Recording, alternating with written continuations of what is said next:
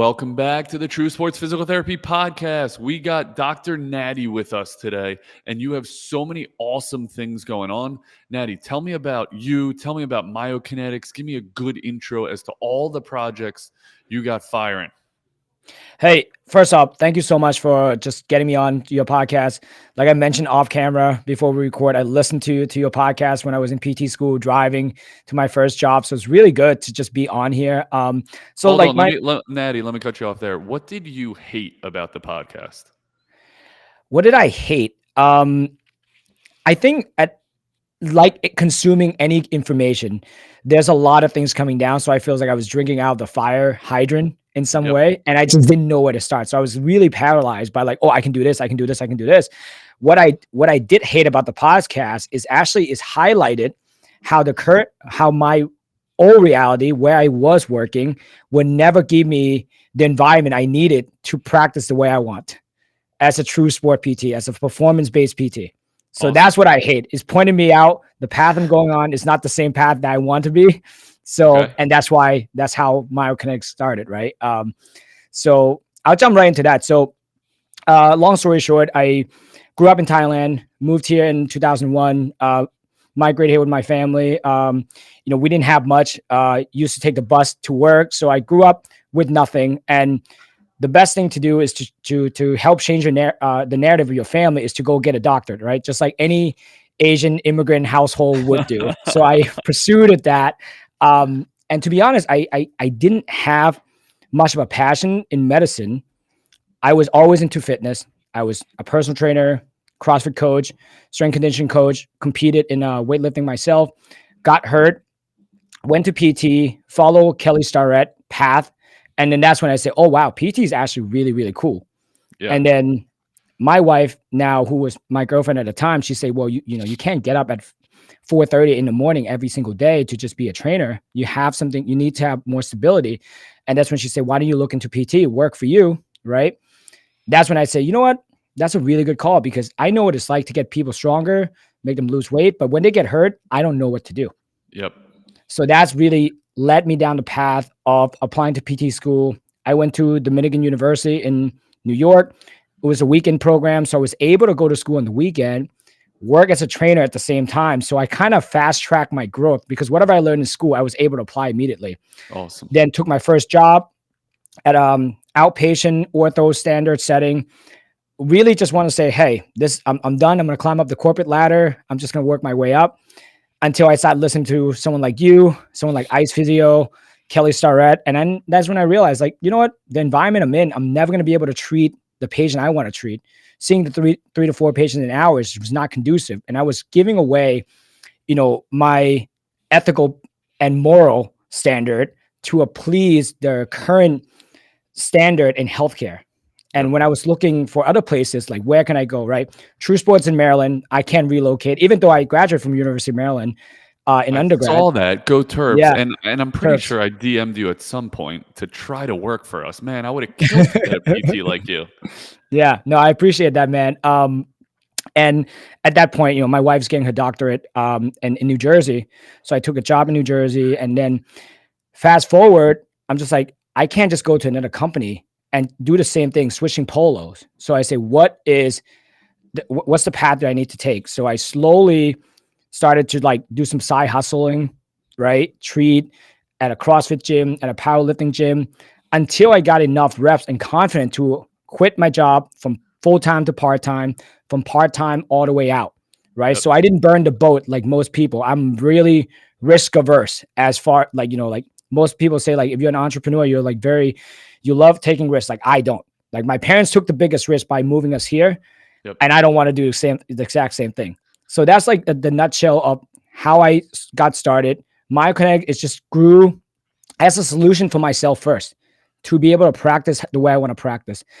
As I'm helping more people, and I say, oh wow, we actually have a legitimate business here. I can actually help more people, and people like PTs like you and I, they're getting burned out. And they end up leaving the field. I say, well, what if we grow this thing and we start getting some good PTs under the same roof? Now I can bounce idea with people. Now I get to grow even more. So that's how we end up where we are right now, with our own standalone space, 5,400 square foot downstairs, 3,000 upstairs. We have 3 great clinicians with us right now, and we just try to change lives every single day. That dude, you have a fire in you that's unbelievable. I think I see this a lot in the immigrant story. So I'm sure that influenced some of that fire. It's interesting that you are risk averse. Your parents loved risk. Clearly, they took the biggest risk that one can take by coming to a new country. Where do you think your fire to consistently improve comes from? I think just watching my parents work every single day, man. We grew up in a very nice environment in Thailand. I went to private school. I didn't know a word of English when I moved here. So watching them go to adult school, I would attend the adult school with them. I would go to the library. I would watch Nickelodeon in with subtitles, so I learn how to speak English, learn how to write, and just watching what they go through every single day. They kind of set the standard what work ethics should look like, and I'm always just trying to match that every single time. And with any problem that we had as a family, they just kind of outwork those problems. So for me, if I see a problem, I say, all right, what I need to do to outwork that, right? So my talk to every single PT student that we have is that right now, if you're burning out and you feel like you're not giving enough, perhaps your work tolerance is a little bit low. What you need to do is just increase that work tolerance, just like when we're working out, right? Your first back squat at 135 will feel heavy the first time. Yep. Not until you get to 225, then that 135 feel like it's nothing. Yeah. Yeah, that's a really powerful lesson. How did you afford graduate school? Well, very simple. I was working, taking out loans, and I was just paying whatever money I was getting from working at that time. I was just paying off the loans, right? And then just try to keep up. It's just constantly earning, burning, earning, burning, earning, burning. Yeah. And then did you do the same thing for undergrad? What brought you down to Maryland? So undergrad, I wanted, again, like I said, like my passion within fitness first. Maryland has the best kinesiology program. I went to community college for 2 years, so I was able to save money then. My parents were able to help me out for 1 year at Maryland, and then they ended up opening a Thai restaurant themselves. So I see their entrepreneurial journey. Wow. And on the last year, they say, hey, we can help you with this. You're going to have to find a way. And being the first person out of my family to get an undergrad, I had to learn everything. What was FAFSA? How does this work? How do I get loan from Sallie Mae? Oh, what does that mean when you have to pay 25% interest rate? I didn't know. I just had to sign something to get it to get it going, right? So there were no long-term strategy looking back. It was just like, how do I survive today to get to the next goalpost, And then when I get there, now let's try to solve the problem. Yeah, that's amazing. Well, but then you get strapped with this at times crippling student debt. How did you navigate that? How did you pay off your loans? And have you paid off your loans? I'm still paying it off, right? I Okay. set it on auto pay. The way I look at it is that there's obviously money and time are resources. Time is finite. Money is unlimited amount of supply because we just keep printing it, right? As you can see. Yeah. So the way I look at it is that if I earn enough skill set, I demonstrate enough value to the community, to society, I wouldn't get rewarded for that. So my goal is never to, I wouldn't want to say never. It's not in my path to pay off the loan as fast as I can. It's in the path for me to generate revenue, generate profit, use that profit to then fund the growing of the business, getting more people out there, right? Because then at the end, my approach is like payoff is in the future. You just have to do the work today. And, like we obviously want to pay off our debt down and everything else. But it's all coming down to lifestyle too. Like where the American dream for me was not to own a home. So I don't have the interest in getting a mortgage or anything like that. So my mortgage essentially is building a business. Yeah. Yeah. And just like owning a home, eventually that's a worthwhile investment. Eventually you can recoup some of that. So walk me through what was your journey with Myokinetix? Did you start at this massive facility? How are you growing it? What's it like to be a patient at Myokinetix? Okay. So first question, I did it again in the most low risk possible. So I used my credit card. I bought a course from Danny Matei to just learn how to start a cash-based clinic inside a gym, right? And then I purchased a portable table. I went to all different CrossFit gym, probably 20.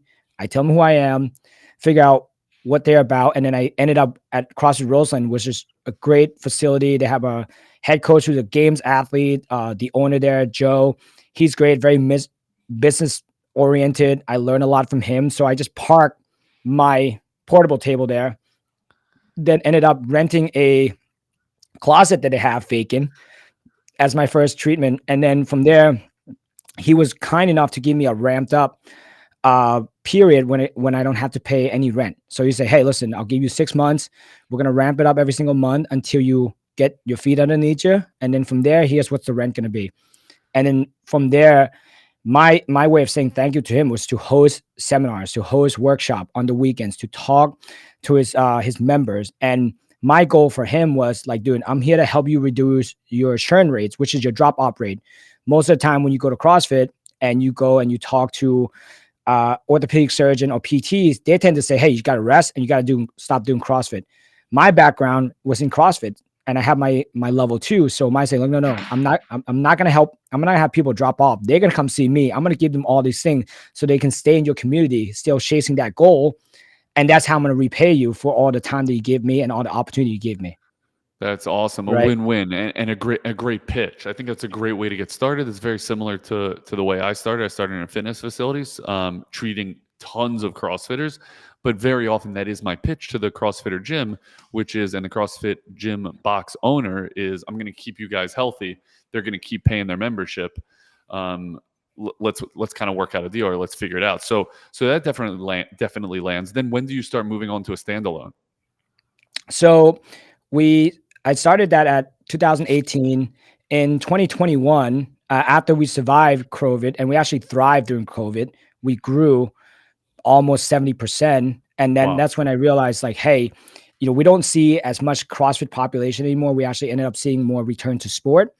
And then we were getting busy and they were getting busy because now in New Jersey, people were starting to be able to come back to the gym. And that's when I realized I need my own facility. So I call a friend of mine who's been a strength coach. We've been working side by side, referring back and forth.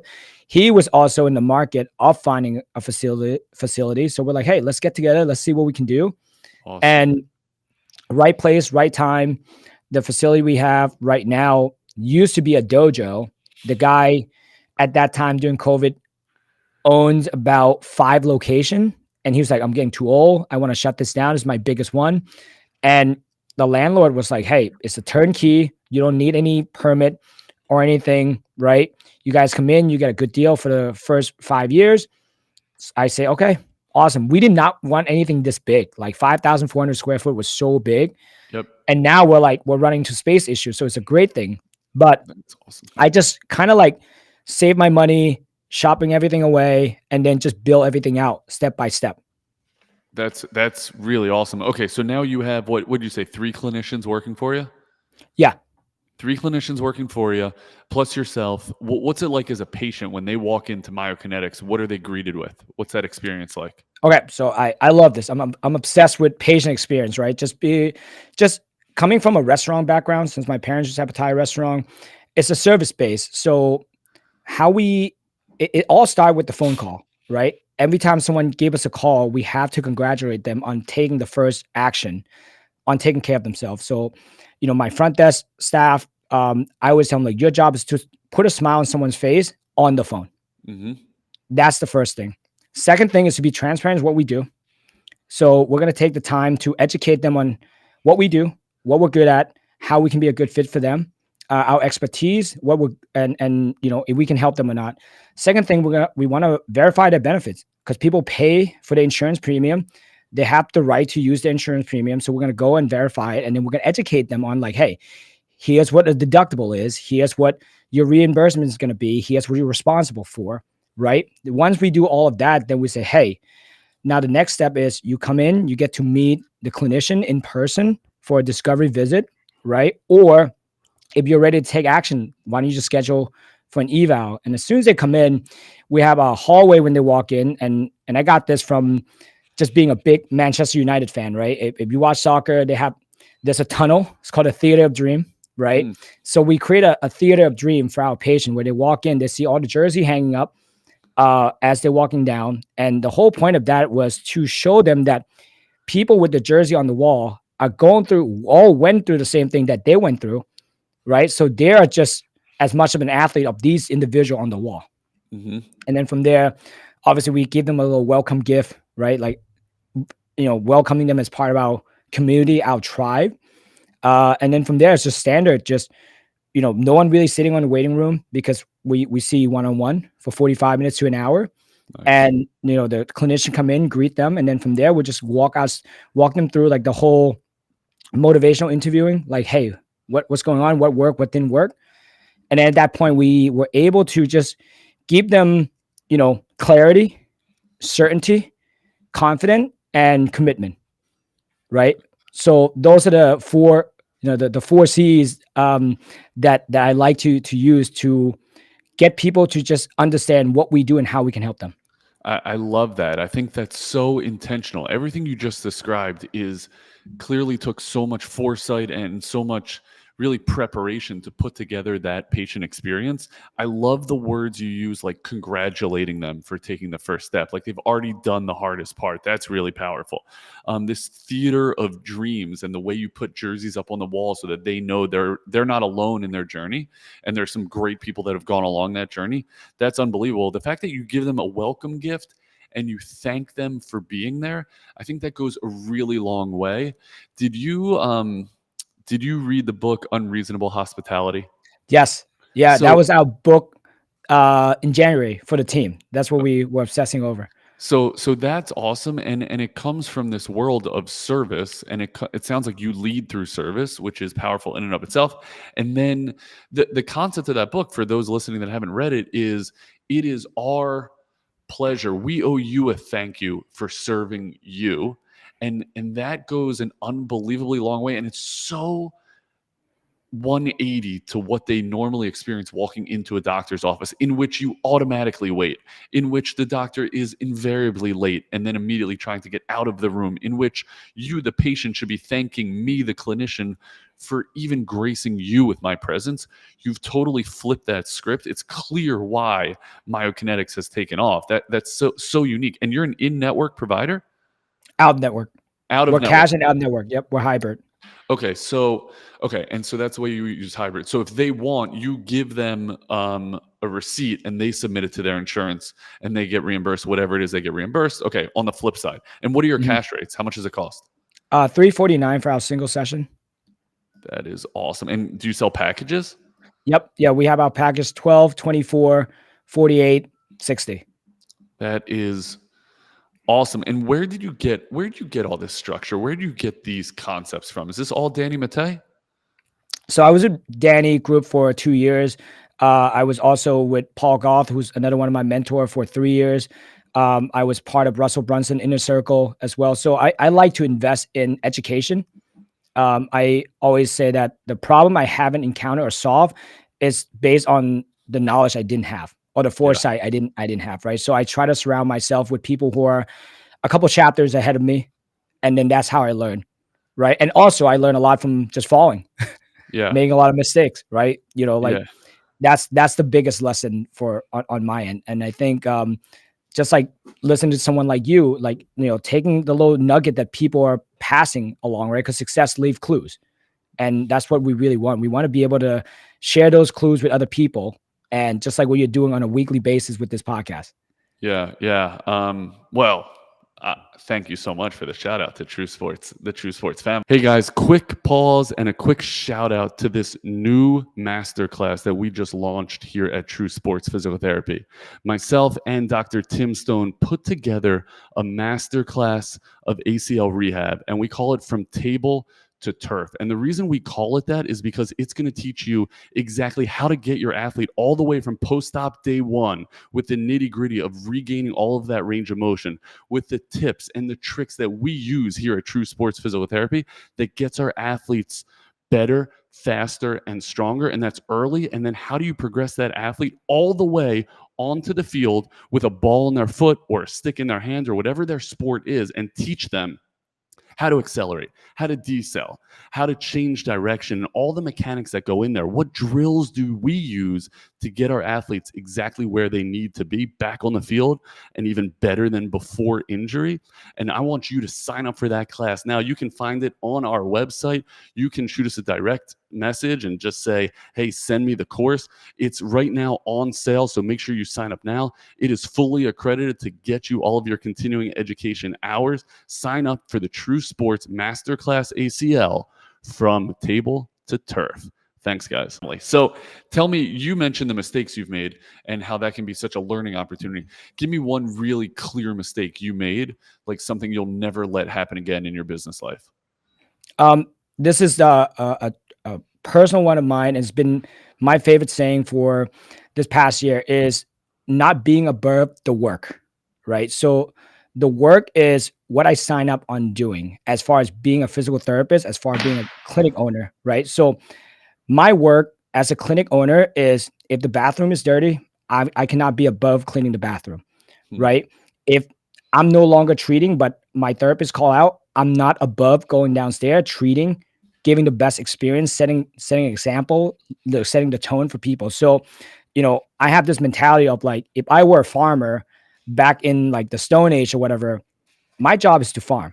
My job is to go in, plant the seed, water the plants, wait for the harvest to come out, and then go and collect what I just planted, right? So how I learned about that was, there's instances where I have stepped out treating completely, and a part of me was missing something. Like, what am I missing? Like what else am I chasing? And what I realized that I'm chasing the true purpose of why I became a PT in the first place, right? And that's when I would say, because you and I know, like, running a business, the greatest leverage you have is your time and people.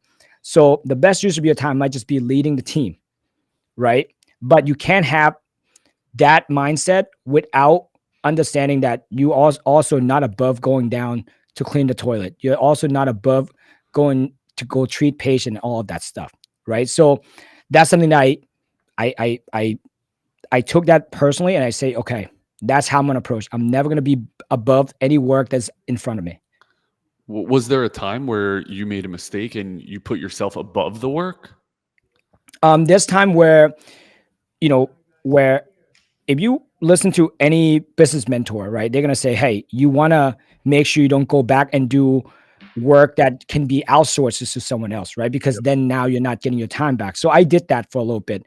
But then what I realized when I was doing that is that I was sending the wrong message to the team and to the community that we have that, oh, well, Natty is not just treating anymore. Oh, he's beyond that now. He's just doing content now. He's just doing all these things, right? And that doesn't send a good tone because that's not who I am as a person.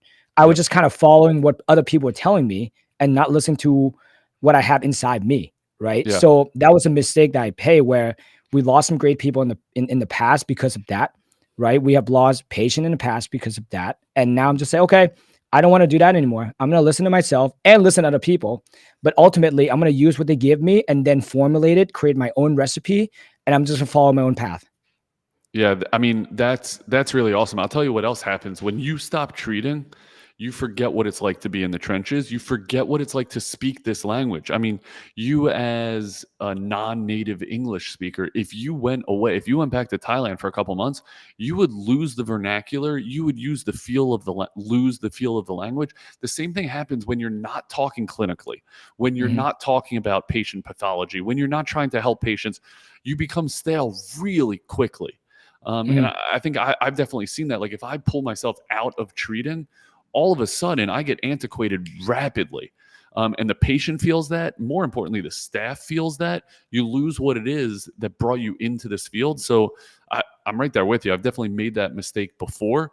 I also would say sometimes I go too far the other way. Sometimes too far, I put myself as a staff PT and I'm treating 20, 30, 40, 50 hours a week. All of a sudden the business is falling apart. Now I'm letting my staff down. Now I'm letting my team down. So it's kind of finding that balance, really like towing that line of being an outstanding clinician and seeing yourself and acting as a businessman, as a business owner. It sounds like you're doing a great job of that. So you took a couple kind of detours off the standard PT ownership path. You wrote a book. You started a residency. Tell me about those. What went into what is your book? What went into your book, and what surprised you about that process? So my book that I wrote is the complete guide to ACL rehab, and it was my way of getting the message out there when it comes to rehabbing season-ending injuries, right? Because my own personal mission and the goal at Myokinetix that we have was to stop and decrease the number of re-tear in ACL. Because chances are the first time, there's not much we can do, right? We didn't get to work together, and it was contact. There's really not much we can do. But the second tear, we can do something about it. And I want to set expectation based on all of the information that are out there when it comes to ACL rehab, because now people are monetizing and commercializing people going back early. Yep. Right. So going back early is something that's fancy and people want to chase, but then they don't understand the risk that associate with going back early. So I just want to put something out there where if someone's feeling lost, they're feeling down, they can just grab this book and just go from day one all the way to like return to competition. They know exactly what it's like, because most of the time when a patient's hurt, they are lost. They're lost because they don't have any map or any direction of what's going to happen next. So I want to just put that out there to keep clarity of here's what it's like to go from point A to point B all the way to Z. And my approach to writing the book was pretty simple. I'm just like, all right, if I were to write multiple blogs, what would that look like? And then from there, I just stitched all the blogs together. And then I would do some exercise video that we have inside the book, because the book itself is great. But the best thing about the book is there's a QR code that people can go in, and there's like exercise outline that they can do. Right. So there's home program built in. So that's first thing. And I want to be able to give it to patient, give it to, let's say, surgeon. So that way the surgeon doesn't have to do the hard work and say, hey, you're not going to be able to go back before 12 months. They can just, hey, just read this book. Like, it's lay everything out. And inside there, we just talk about, do not go back before 12 months. Here's the risk, right? We want people to make informed decision. Yeah. So that was the whole purpose behind the book. And the second question was the business residency. So this is a beta test. We have a couple people in there right now. The whole point was to create a resource, a community for PT student, new grad PTs to have a path of what they wanted to do, right? Because me looking back, when I was graduating, I thought my path was just to climb up the corporate ladder and doesn't have to worry about, working all the time, just like my parents did, owning a restaurant business, because I didn't want that. I saw what that looked like. But then what I realized is that what I really want is to be able to help people the way I want to help them. And that supersede the stability needs that I had for myself. And I want to be able to create a community. And I talked to someone like you, like F. Scott's a good friend of mine, where we're putting some stuff together. We want to create a community where kind of like the APTA, but really more like hands-on, and give people the ability to choose their own path of adventure based on where they are at in their life, which season they are at in their life, right? Because again, you don't have to be an entrepreneur. You can be an intrapreneur, right? And all of that has to do with your ability to A, trust yourself and your skill set, B, your ability to communicate, and C, your ability to demonstrate value to the marketplace, to the group of people that you want to help. So that's my main message, is that I love this profession so much, and I want to see all of us thrive. And I'm sick and tired of seeing good PTs leaving the field because they just lost and they're in the abyss for so long. They're running on the hamster wheel, right? So if all of us get together collectively, sending the same message, say, hey, here's how Yoni did it. Here's how Natty did it. Here's how so-and-so did it, right? Shout out to Dave, by the way, who connect us together. Like, here's how Dave did it. Dave Schwartz.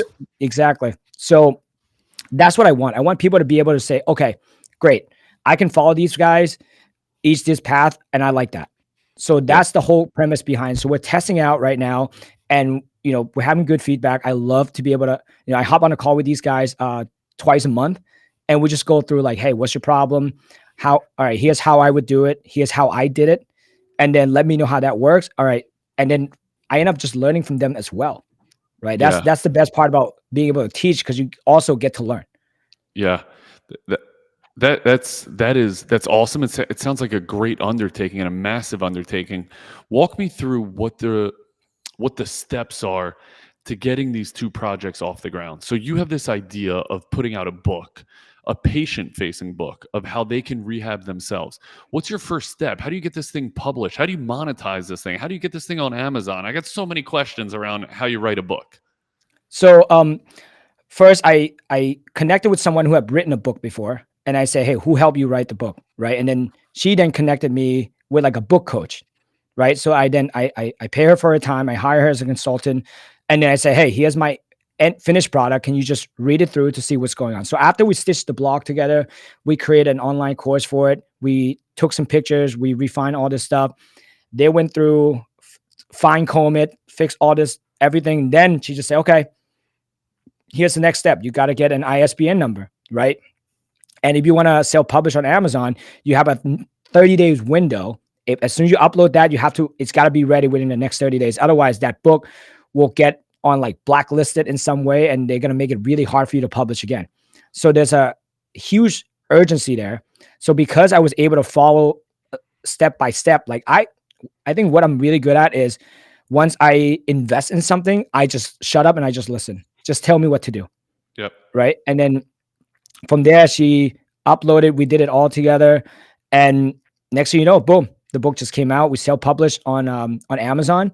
It's reach. I mean, the reach itself is really cool, man, to be able to get people from like Mexico, Japan, Sweden. One really cool story, I don't think I've shared this at all, was a few months ago, I got a call through my office of someone that calling from prison.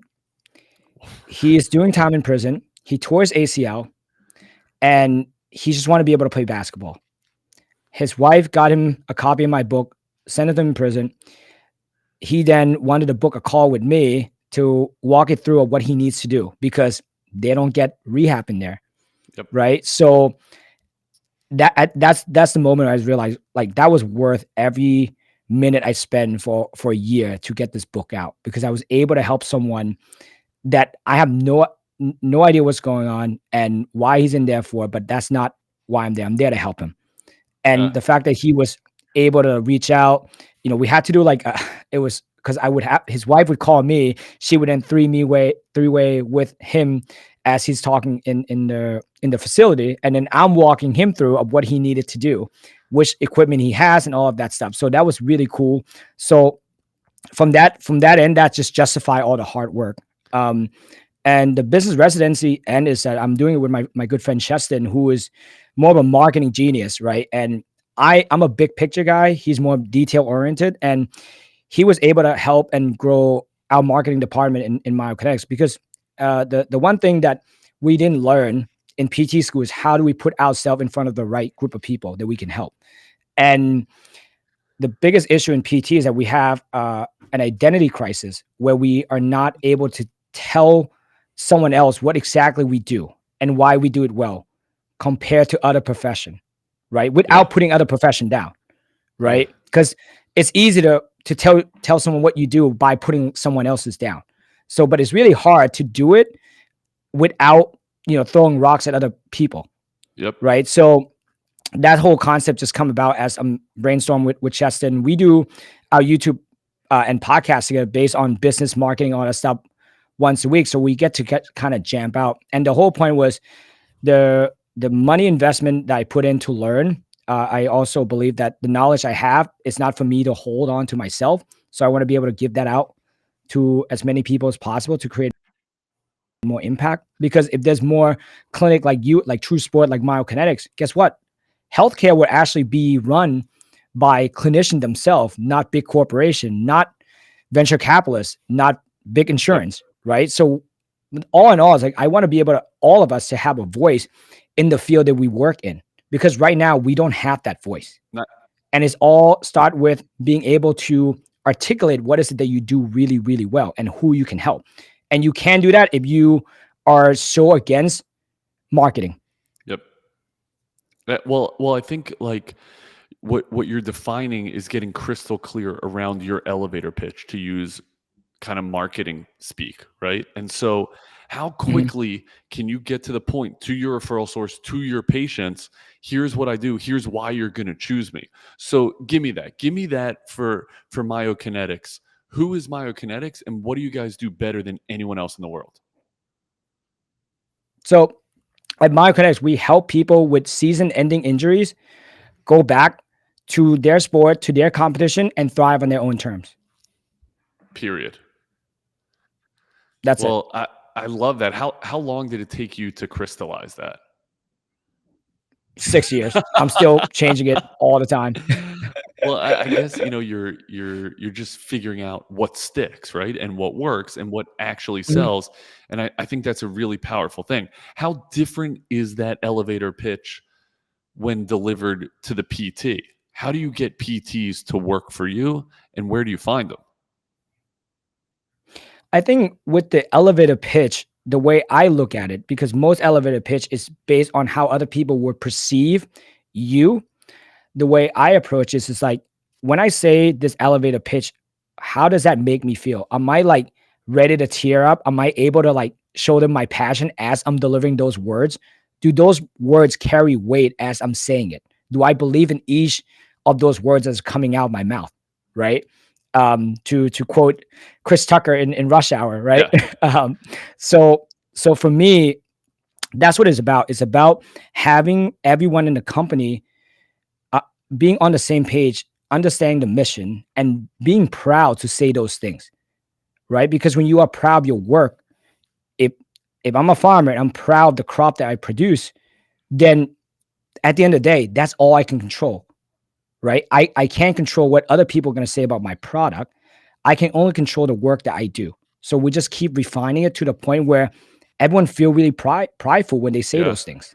Yeah, I think that that's a great lesson. Okay, so what is it that you deliver to potential employees? You're talking to an audience now of thousands of sports PTs across the world, right? Why should they work at Myokinetics? Um, the key phrase that we've been using is thriving on your own terms, right? Now the whole point of that is each individual have their own terms, their own standard that they want to be able to thrive upon, which mean here's where I am as a person, here's who I inspire to be. What's the gap, right? So for you to work at Myokinetics, we are always there to raise the bar, right? So if you're someone who like to grow, you someone who like to be challenged, who's someone who just does not like to get complacent, right? It's not above the work. And okay, doing the boring work day in and day out and making that boring work better each day, then this is the place for you. This is how you thrive, right? Because you and I, let's look at it this way. Our lives might seem very chaotic to the individual looking outside, but at the end of the day, you and I have the same routine. We get out at most the same time. We have our calendar set already. You know when you're recording True Sport Podcast. I know when I'm doing media. I know when I'm treating. I know when I'm having one-on-one meetings. I know when I have team meetings, right? My calendar is booked out for the whole year because I know what I need to do, right? So that's part of doing the work and stick to doing the boring work and doing it better each time you get to do it, right? If we're talking like PT terms, right? If you're doing joint mode, right? Can you do that joint mode better? Can you be intentional with that joint mode? Can you then take that joint mode and put a purpose behind it, tie it to the goals of the patient, and then explain to them crystal clear of why this is important and why they need to do it and why we're doing it and this how it's going to help you. That's doing the work. At the end of the day, we're still doing joint mode, but now we have purpose, and the purpose deepen each time we're doing that Yeah, joint mode. yeah. I mean, you're being really intentional. You're being intentional with the minutia, and that's a great work environment. That's where people thrive. That's where patients get better. That's where PTs get better. So you're definitely creating something. The word, as I'm listening to you talk about yourself and your origin story and your immigrant story and your entrepreneurial journey, the word that jumps out of me is fear. Can you tell me? You said you're risk averse. Can you tell me how you identify your fears and overcome your fears? And then one quick tidbit. I just got off a phone call with a startup, an Israeli based startup. I speak okay Hebrew, maybe. The entire time I'm having that conversation, they're talking to me in broken English. I'm talking to them in broken Hebrew. And the whole time I'm thinking, God, am I saying this right? So that's very fear inducing for me. You're new to this language somewhat. How do you overcome fear when you're talking? How do you overcome a worry of imposter syndrome, even professionally? Um, so I took this from a good friend of mine, Chris Stravler, who's a NFL quarterback, right? And he has this saying where reps produce confidence, and nothing fear hates more than you doing it despite of being fear. You taking action by getting those reps in, right? Going back to just weightlifting, when you're about to attempt a PR, guess what? Yeah. You're fearful. Am I going to fail? Right? There's a high chance of you failing. But you also look back like, look at all this thing I put in for 8 weeks, right? Look at all this RPA that I just been cranking out, right? And you're like, okay, because of all the reps I put in at this moment, I have the greatest chance of succeed and overcome this fear, right? I didn't just wake up one day and say, oh, I'm going to build this thing, right? Because that would actually be a legit fear because I have no context, I have no reps, I have no skin in the game, and I have no proof of Yep. result that is going to make me successful. So I just look at fear as I look at something as a new skill that I have not yet conquered. So I say, if I'm fearful in public speaking, I'm going to hire a public speaking coach, right? I'm going to do more public speaking, right? I'm going to do more content. I'm going to go on Facebook Live, right? If I hate being on camera, I have to be on camera more, right? The great book that I'm sure you mentioned before was Obstacles the Way. Yep. Right? Where you feel that resistance, where you feel that fear, that's where you need to run towards it, not away.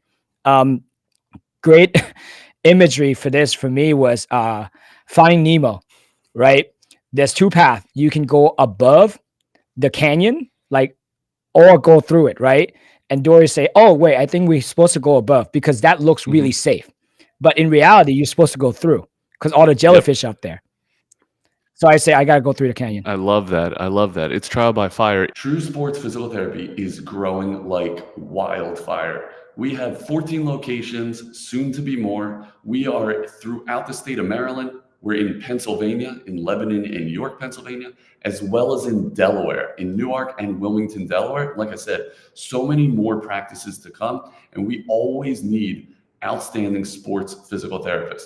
Our treatment style is unique. We are one-on-one with your athlete for 45 minutes every single session. You do the entire treatment, you do the entire evaluation, and they are in state-of-the-art facilities where you have room to run, throw, and jump, and really get your athlete all the way back to on the field and better and stronger than they were. We also have outstanding salaries, comp structures, bonus abilities, 401ks, as well as a very strong continuing education offering, including in-house continuing education. And we're looking for you. Now is the time, as we are growing like crazy. Just shoot your resume over to Yoni, Y-O-N-I, at True Sports PT, or shoot us a DM and we will hit you back. We will get you in for our unique, tried and true interview process and really make a determination that this is the right place for you to grow your career and get your athletes better than ever. We can't wait to hear from you. It reminds me of a book that I just completed. I'm part of a book club through Clipper City Capital. And we just read Adam Grant's Hidden Potential. And so he talks about what he calls polyglots, which are people that speak multiple languages like yourself. But people that can speak 4 languages and 5 languages and 6 languages. What is it? What genetic makeup do they have? And what they determined was it's not a genetic makeup. It's their affinity to making mistakes. They love failure and they're just willing to lessen that learning curve by continuing to use the language and celebrating their mistakes, seeing how many mistakes can I make today in speaking this foreign language. And that ramps up how rapidly you can digest and take in the language. And eventually you start thinking in that language. It's pretty amazing. They talk about young people's ability to learn a language compared to old people's. And obviously, those who learn the language young, it becomes their native tongue and they're better able to learn it quicker at a young age. And he postulates maybe it's not so much that they're young and their brain hasn't fully formed yet, so it forms with the language, but rather they are bereft of inhibition. They are not worried about making mistakes. You see young kids and they're going to do whatever the hell makes them happy at that time or allows them to achieve their goal at that time. They're dancing, they're singing, they know two words and they're using both words constantly. And it's the same thing with the language. They're just willing to make the mistakes and they don't care who's listening. And so they attain the skill of language far more rapidly than someone who has all this inhibition. The crossover to what we do for a living is obvious, right? Like, how do we continue to put ourselves, us entrepreneurs, in a position to constantly make mistakes, not be fearful of those mistakes, but celebrate those mistakes, want to make a mistake so that you can learn very rapidly and your culture can grow. It's interesting to think about. Yeah, and I read a lot of self-improvement books, right? And just because it's always good to build yourself up. But then where I'm at the season in my life now is I don't run towards failure, right? Nobody likes failing. But what I do say is that when I do fail, what kind of lesson am I taking away from it? And what like how have I grown from it, right? Each time I make a big mistake, I know for a fact I grew 6 months within a Yeah. week, right? And then from there, I just ponder on it all the time. Like, hey, if I have to run this back, what do I do? Hey, if I have to do this again, how would I approach this? Right. So I constantly play this thing in my head all the time. And part of what I like to do with my team is I share my mistake with the team. I tell them exactly what I did, why it was wrong, and what I've learned from it, and how we can grow from it. So I think that's part of being vulnerable at the same time. I also don't want to encourage people to go and put a stick in the front wheel of their bicycle and fall on purpose, right? Because that also doesn't work either.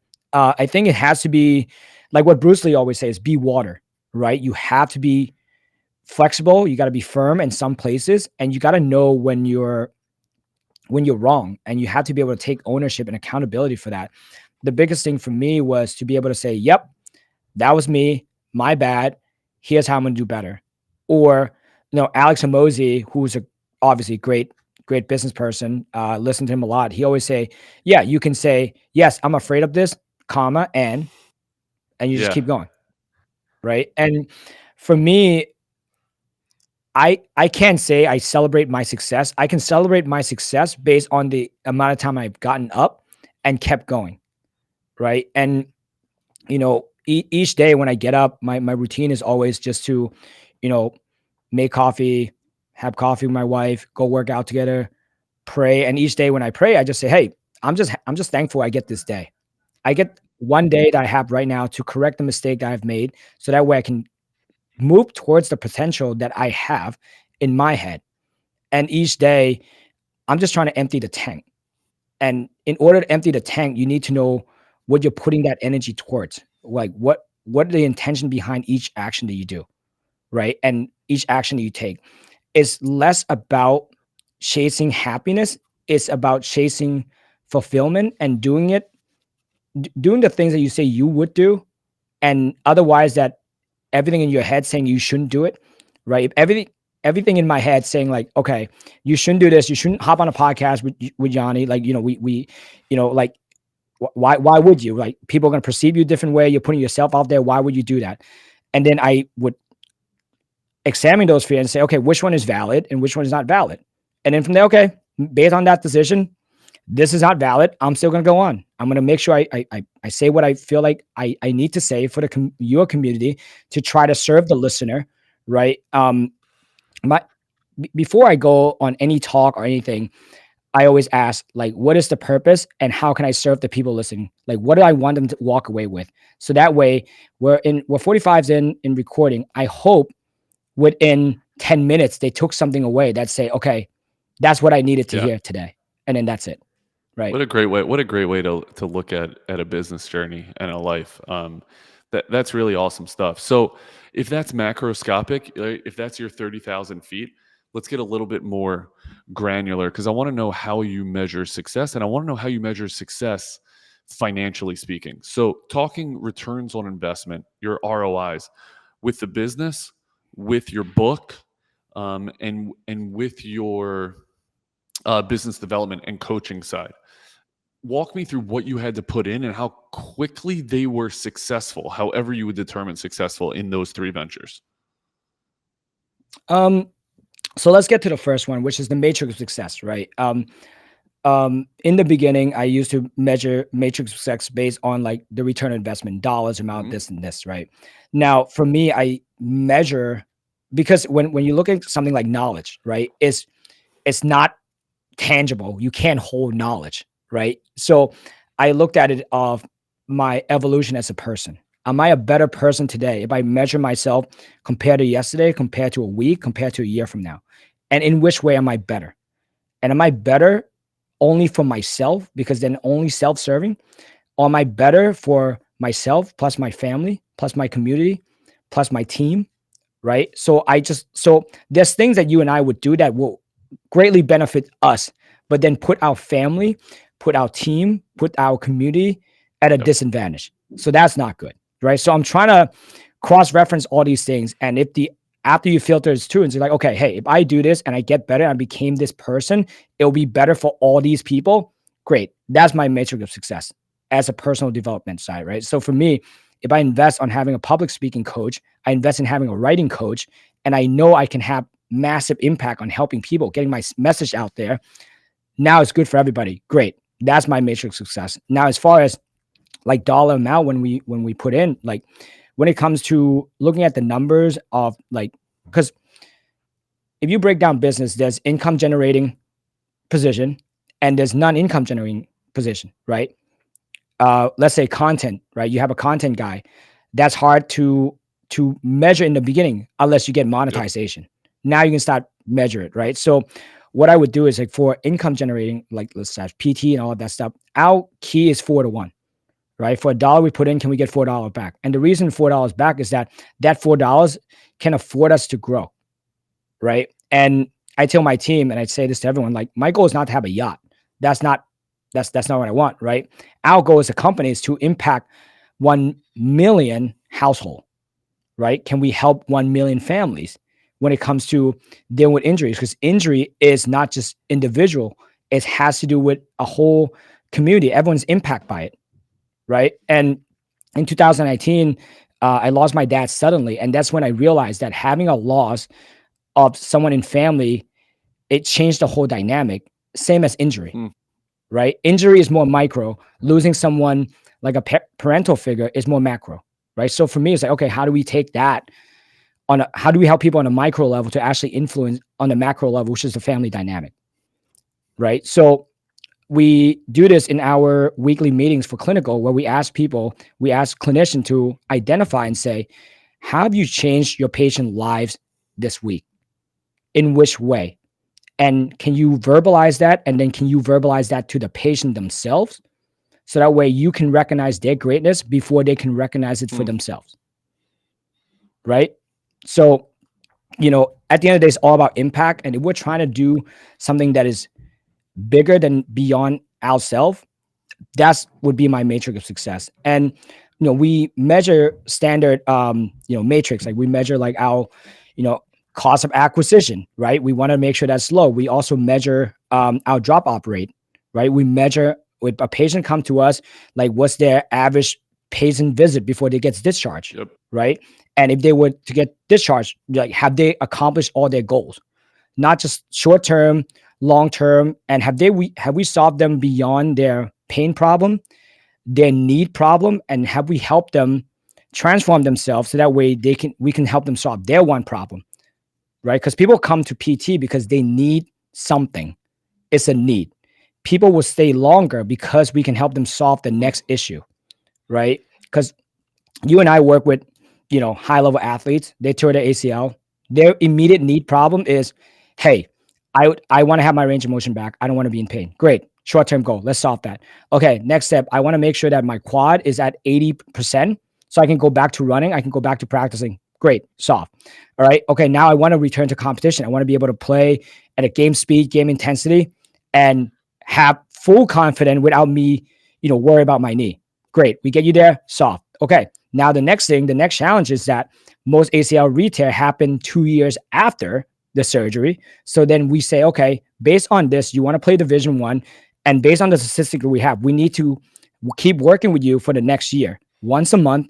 How do we do that? Here's why. Because you want to be able to play at D1. If you want to play at D1, you need to be able to do X, Y, and Z. Your 10-yard time needs to be this.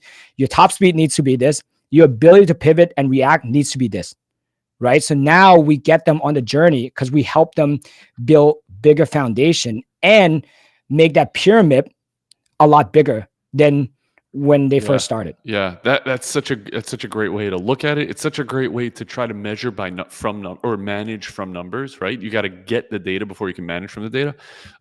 So I love that. Let me get more specific with my question. That was an awesome answer to my poorly worded question. Here's hopefully a better worded question. You ready? How long did it take you to become profitable in private practice? How long has it taken you to become profitable from writing a book? How long has it taken you to become profitable with your beta testing business coaching? Okay. So from starting up, we were probably profitable like by month 3, right? That's when I can comfortably say, hey, I can quit my job and I can support my family, right? And then the next thing that happened when you're a business owner is when you hire someone, because now you're on the hook of payroll and you have to pay someone regardless of how much they perform. Payday, dude. So that profit is killer. Exactly. So that profitability is going to drop in the beginning, and then hopefully you do a really good job of training them so that way the clinician can actually sustain their own caseload and acquire more patient for you. So then that profitability would just go back up, right? So it's just here all the time. So I would say we've been profitable since day one.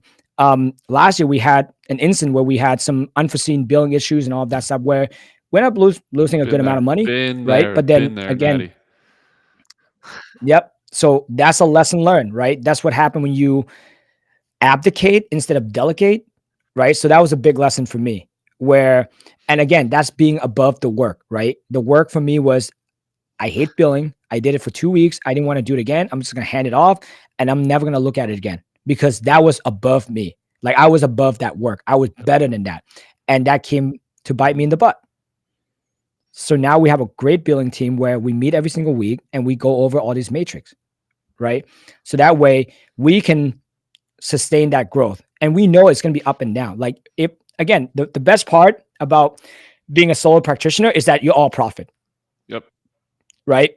But the issue is that then you're time poor. Yep. Because you have no time leverage. Right. So if you want to have time leverage back, you have to give that money away in order to get some of the pound back. Now it's all about the intentionality behind your time. What are you doing with it now? Yeah. Right. So I hope that answered the business question. Yeah, I think that answers the business question. Talk to me about the book, the economics around the book. Okay, so the book took a year to write. With time, right? And I say this like it's probably around $10,000 with time spent writing, hiring a book coach. But because of the book, I think up to date would generate around 8,000 on Amazon alone. But the book we use it to help earn trust of patient who otherwise would not be our patient.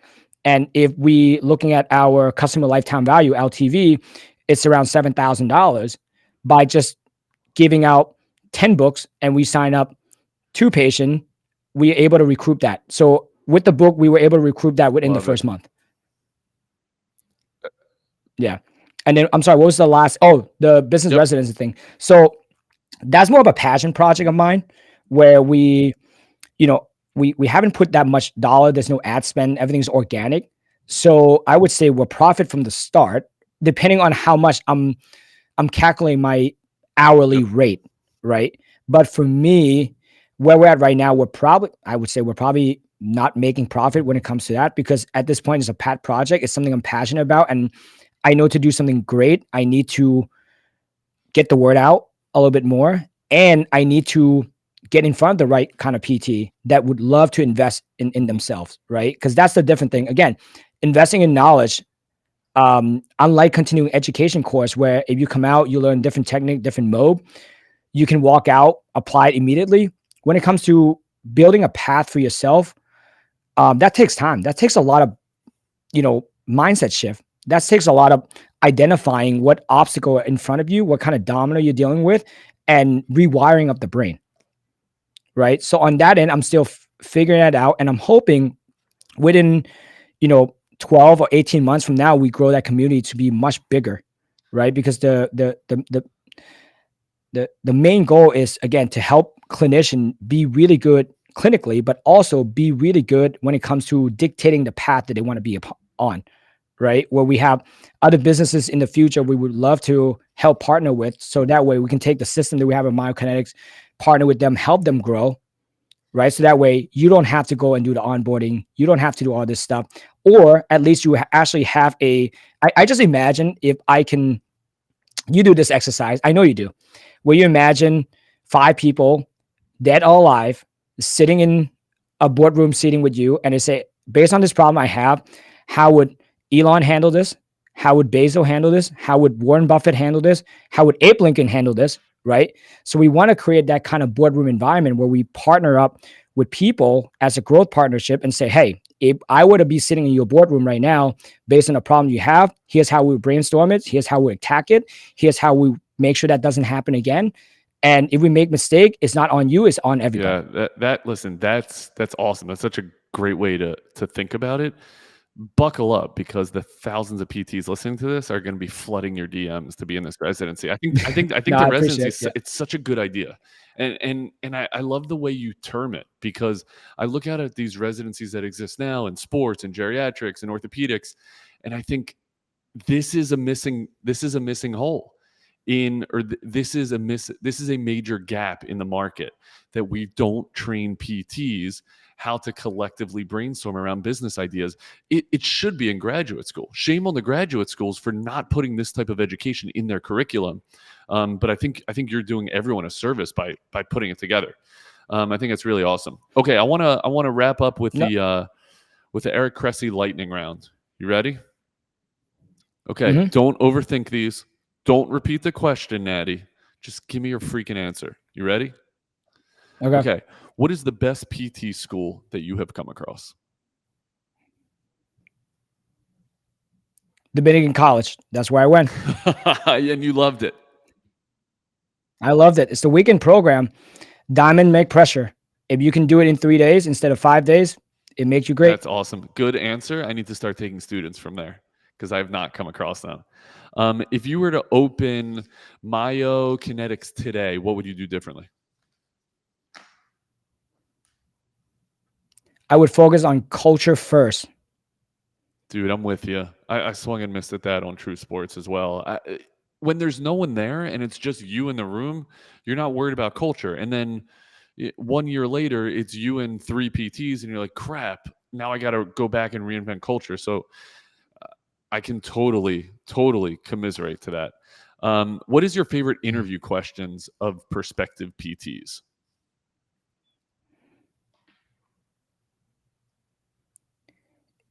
I stole this from Tim Ferriss. Love if you that were to put up a billboard where everybody can see, what would that say? What's the best answer you've heard?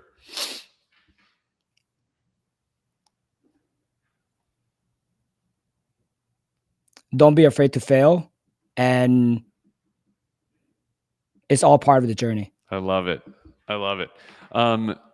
First of all, you handled that lightning round beautifully. Any Tim Ferriss quote is the right quote to use. I read 4 Hour Workweek before I started True Sports.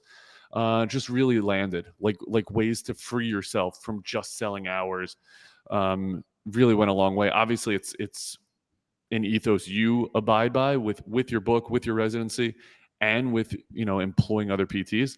Natty, I've learned a ton during this conversation. You're a wealth of knowledge, you're a wealth of fire. I love that fire. By the way, that's what Kelly brings to the table every single goddamn day. He is just so excited to be a physical therapist. I get the very same feel from you. So Natty, thank you for sharing that fire. What do you want to leave us with? How do we find you? How do we get into your residency? Where do we find your book? Give me all the details. First off, thank you so much for giving me this opportunity to just talk to more clinicians, just because, again, I look up to someone like you who's just been doing it longer than I have. Watching you grow. Old, Natty. Not at all, man. You look great. So you can find me on Instagram. I'm always on Instagram. Dr.Natty, DOCTOR.NATTY. I answer my DMs, so please just send me that. We post our content everywhere: YouTube, TikTok, even though I don't have it on my phone, LinkedIn, Twitter, which is now X. Just reach out to me. If you want to learn about what Myokinetix is about, check out our YouTube videos. And we always welcome student and other PTs to swing by and just spend a day with us, because it's an open format. We would love to share the experience, what we do, with other PTs. So that way, because I know what it's like to be in that dark place and you don't know what's next. And if my team and I can be a source of, comfort or inspiration, please reach out. That's awesome. You're so obviously welcoming. It's really great to see your parents really taught you well. I love your immigrant story. I love what you've overcome. So thanks for sharing it all with me and with the audience. I really appreciate your time. Yeah, thank you so a much. Pleasure. And thank you everyone for listening. Appreciate you. Catch up soon. Let us know what we did well. Let us know what we have to improve, because we're dying to improve. Bye-bye.